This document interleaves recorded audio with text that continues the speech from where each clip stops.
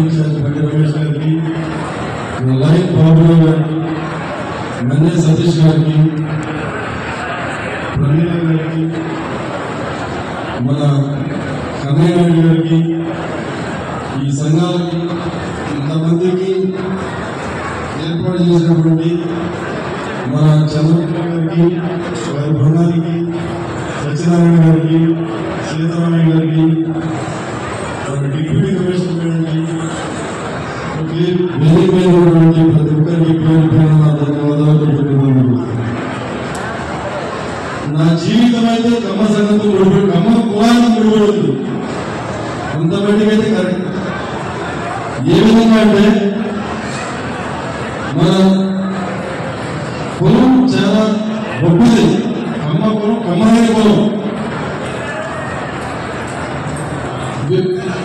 Indira Gandhi family ఏదైతే ఉందో దేశాన్ని వారి ఫ్యామిలీ ఇప్పట్లో పెట్టుకొని వారు పాలించేటప్పుడు నందమూరి తారక రామారావు, స్వర్గీయ నందమూరి తారక రామారావు గారు వారి దృష్టిలో పడడం అనేది మన కులానికి కాదు, మన తెలుగు జాతికి మనం చేసినటువంటి ఆ మానవుని పెంచినటువంటి పాటలు మనం ఈ రోజుకి నడుస్తున్నాం.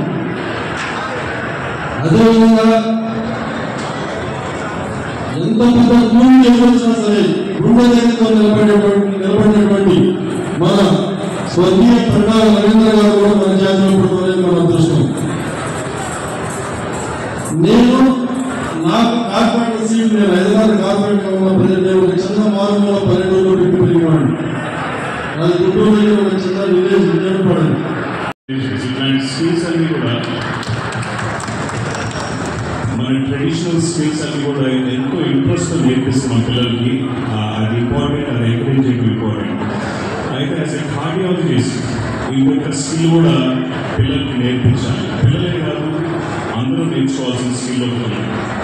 ప్రాబబ్లీ మీకు ఆ స్కిల్ అయితే అర్థం కాకపోవచ్చు. ఇప్పుడు ఆ స్కిల్ అనేది చెప్పే ముందు ఒకటి రెండు పేషెంట్ ఎగ్జాంపుల్స్ చెప్తాను మీకు. సో రీసెంట్గా ఒక 2-3 weeks బ్యాక్ మార్నింగ్ 8 o'clockకి నేను హాస్పిటల్కి ఎంటర్ అవ్వగానే ఎమర్జెన్సీ కాల్ వచ్చింది. ఏమని, ఒక 40-year-old మ్యాన్ టెన్నిస్ ఆడతా కొలాప్స్ అయ్యాడు. పక్కన ఉన్న కంపెనీలో టెన్నిస్ ఆడతా కొలాప్స్ అయ్యాడు. ఆ సిచ్యువేషన్లో ఏం చేయాలి? అంబులెన్స్ పిలవాలా, ఇంకేమైనా చేయాలా? చాలా మంది ఏం చేస్తారంటే చేస్తారు, ఇంకేం చేయాలి.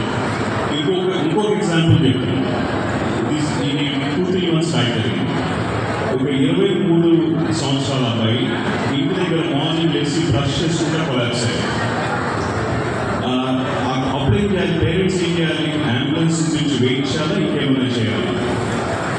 సో ఎందుకు చెప్తానంటే 2 ఎగ్జాంపుల్స్ అవగాహన పెంచడానికి అన్నమాట. సో ఫస్ట్ పేషెంట్ ఏం జరిగిందంటే, తోటి ప్లేయర్స్ ఎవరైతే ఉన్నారో వాళ్ళు సిపిఆర్ చేశారు. టెన్నిస్ కోర్టుని సిపిఆర్ చేసి హాస్పిటల్కి తీసుకొచ్చారు. ఆ తర్వాత ఇంకొక 1 hour మేము సిపిఆర్ చేసి ఎక్మో మీద పెట్టి